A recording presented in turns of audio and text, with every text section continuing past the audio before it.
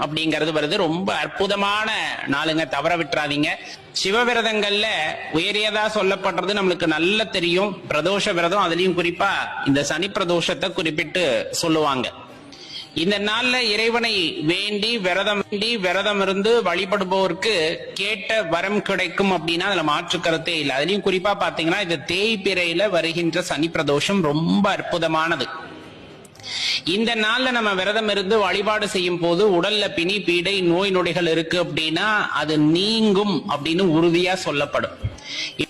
இன்னொன்னு, சனி பகவானுடைய பார்வையினால் ஏற்படக்கூடிய பிரச்சனைகளிலிருந்து விமோசனம் கிடைக்கும் அப்படின்னு சொல்லுவாங்க. ஏன்னா இப்ப குறிப்பிட்டு சில ராசிகளுக்கு பாத்தீங்க அப்படின்னா சனி பகவானுடைய உக்கிரமான பார்வையில் ரொம்ப கஷ்டப்பட்டு இருப்பாங்க. அவங்க எல்லாமே இந்த சனி பிரதோஷத்தன்னைக்கு சிவபெருமானுடைய ஆலயத்திற்கு சென்று சிவபெருமானை வழிபடும் பொழுது அந்த தாக்கங்களிலிருந்து படிப்படியாக நம்மை பாதுகாத்துக் கொள்ளலாம் அப்படிங்கறத தெரிஞ்சு